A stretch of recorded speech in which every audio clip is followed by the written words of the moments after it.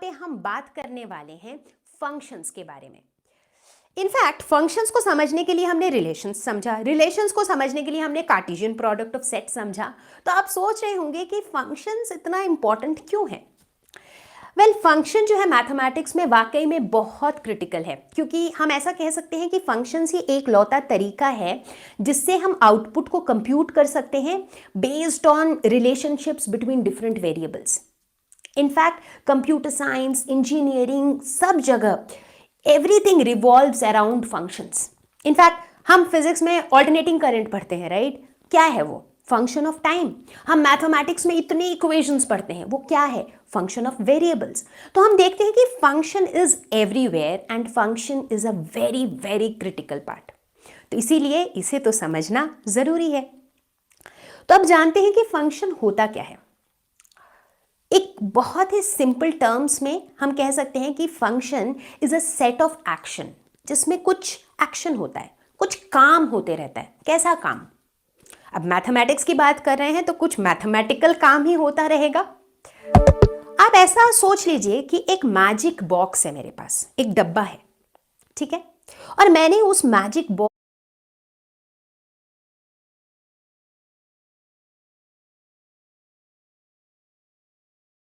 Box को ये instruction दिया हुआ है कि तुम्हारे अंदर मैं कुछ भी भेजूं, तुम्हें उसे डबल करके बाहर निकालना है, ठीक है? और मैजिक बॉक्स ने बोला, जो हुक्म मेरे आका। तो अब अगर इस मैजिक बॉक्स में मैं 2 डालूंगी तो बाहर आएगा 4। मैं 4 डालूंगी, बाहर आएगा 8। मैं 100 डालूंगी, बाहर आएगा 200। तो बेसिकली ये मैजिक बॉक्स क्या कर रहा है? ये एक एक्शन परफॉर्म कर रहा है जिसमें इसके अंदर जो भी इनपुट जा रहा है वो उसको डबल करके आउटपुट दे रहा है। तो अगर इसके अंदर x जा रहा है तो इससे 2x बाहर आ रहा है। तो ठीक इसी मैजिक बॉक्स की तरह काम करता है फंक्शन। अब आप पूछेंगे कि फंक्शन के अंदर किस तरह के ऑपरेशंस होते हैं? किसी भी तरह के। वो डबल कर सकता है, वो स्क्वायर्स कर सकता है, मॉड्यूलस फंक्शंस होते हैं, इनफैक्ट और ज़्यादा कॉम्प्लिकेटेड फंक्शंस भी होते हैं, हर तरह के फंक्शंस होते हैं। तो फंक्शन बेसिकली यही होता है कि उसको एक इनपुट दो, फंक्शन अपना काम करेगा, अपना एक्शन करेगा और हमें एक आउटपुट देगा। अब सोचने वाली बात यह है कि फंक्शन का रिलेशन से क्या कनेक्शन है, क्योंकि इतनी देर से तो हम ये सब इसीलिए पढ़ रहे थे। वेल, जो फंक्शन होते हैं, जितने भी फंक्शंस होते हैं वो सभी रिलेशंस होते हैं, लेकिन सारे रिलेशंस फंक्शंस नहीं होते हैं। कुछ स्पेशल रिलेशंस होते हैं जो फंक्शंस होते हैं। अब आप सोच रहे होंगे कि ऐसे कौन से स्पेशल रिलेशंस होते हैं। चलिए देखते हैं कौन से वो रिलेशंस होते हैं जो फंक्शंस कहलाते हैं। देखते हैं कि हम फंक्शन को डिनोट कैसे करते हैं, क्योंकि हमेशा इतना कुछ लिखना तो पॉसिबल नहीं होता है, राइट? तो अगर हम कहते हैं कि f is a function from a to b, मान लेते हैं a एक सेट है, b एक सेट है, और a टू b अगर f एक फंक्शन है तो उसको हम डिनोट करते हैं f is to a to b। ये जो एरो है ये बताता है कि ये फंक्शन a से b तक है। और ऐसे एक सिचुएशन में हम कहते हैं कि b के अंदर जितने भी एलिमेंट्स हैं ये सारे एलिमेंट a के एलिमेंट के इमेज हैं।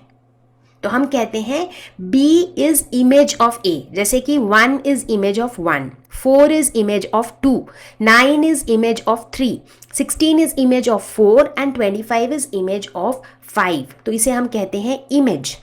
और जो पहला वाला एलिमेंट है उसे हम कहते हैं प्री इमेज, यानी कि हम कहेंगे 2 is pre image of 4, 3 is pre-image of 9, 4 is pre-image of 16 and 5 is pre-image of 25।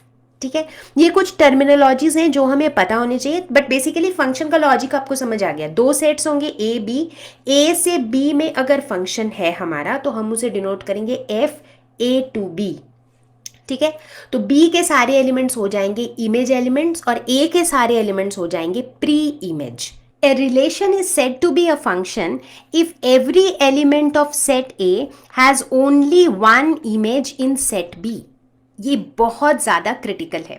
तो अगर हमारे पास 2 सेट्स हैं, जैसे यहाँ पर एक सेट ए बी यहाँ पे है, यहाँ पे भी एक और सेट है, तो अभी हम किसी एक का एग्जाम्पल लेते हैं। मान लेते हैं हम इस वाले सेट दोनों की बात करते हैं, सेट ए और बी।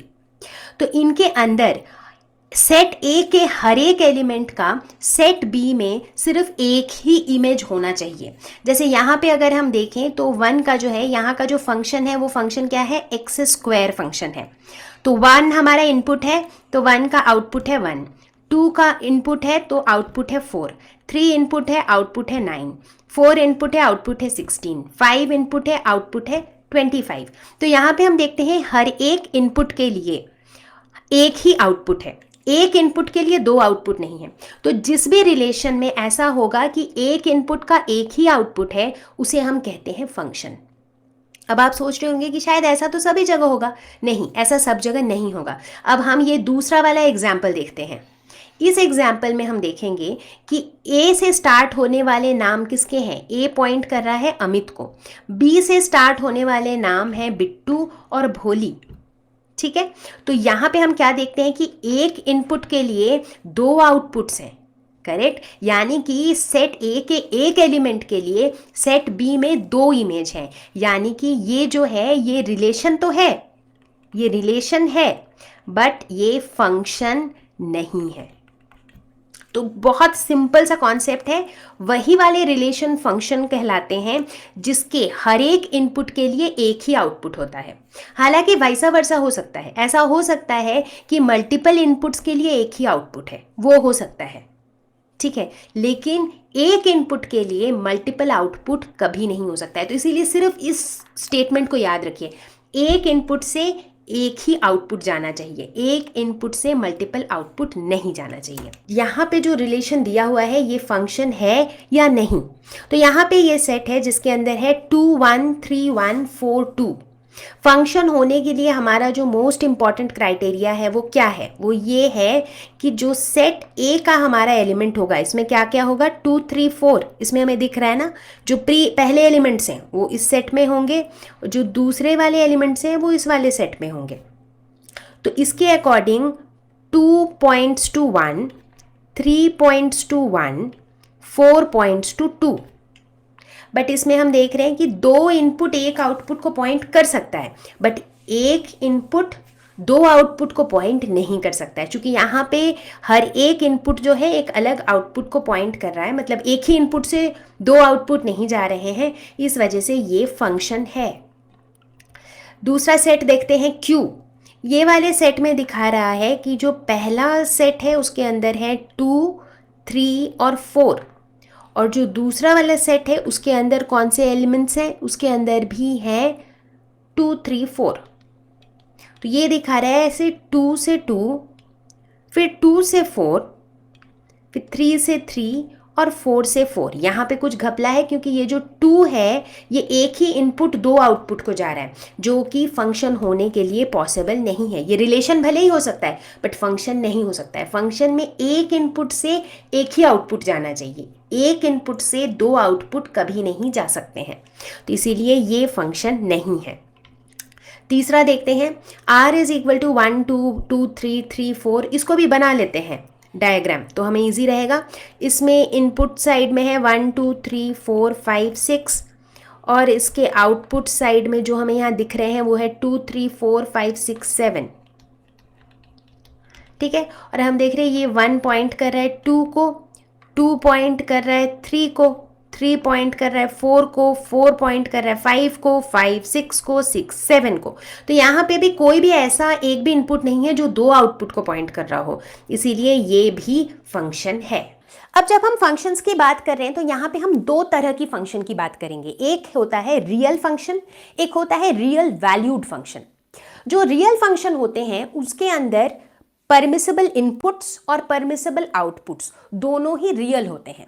परमिसिबल इनपुट्स क्या होता है, करेक्ट, डोमेन, और परमिसिबल आउटपुट क्या होता है, रेंज। तो यानी कि रियल फंक्शंस में डोमेन और रेंज दोनों ही रियल होते हैं। और रियल वैल्यूड फंक्शन में क्या होता है, इनपुट भले ही रियल हो ना हो बट आउटपुट रियल होता है। यानी कि डोमेन भले ही रियल नंबर हो या ना हो बट जो रेंज है वो हमेशा रियल नंबर ही होता है। जैसे कि अगर हम बात करें कांस्टेंट फंक्शन की, यानी कि एक ऐसा फंक्शन जिसका आउटपुट एक कांस्टेंट वैल्यू है जो कि रियल नंबर है, इसका मतलब है जो रेंज होगा हमारा वो हमेशा वही कांस्टेंट वैल्यू होगी, इरेस्पेक्टिव ऑफ कि जो इनपुट है वो कुछ भी हो, राइट तो इस तरह के फंक्शन को हम कहते हैं रियल वैल्यूड फंक्शन। तो अब हम देखेंगे कि किस तरह से हम अलग अलग फंक्शंस को ग्राफ में रिप्रेजेंट करते हैं।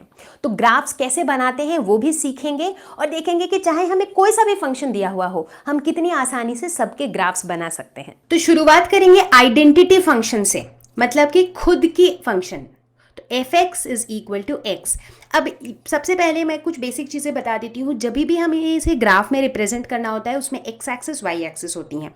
तो इसमें हमारा जो ये f(x) है, f(x) बेसिकली क्या है, y की वैल्यू है। ये कहना चाह रहा है कि y की वैल्यू कैसे चेंज होगी x के साथ, जैसे ये f(x) फंक्शन बता रहा है, ठीक है। यानी कि इस केस में अगर हम इस तरह का एक टेबल बनाते हैं कि ये x है और ये y है, ठीक है, और y हमारा क्या है, f(x) है, जो कि यहाँ पे दिया हुआ है कि x है, यानी कि y की वैल्यू हमेशा x के वैल्यू के बराबर होगी। तो x की वैल्यू चाहे -1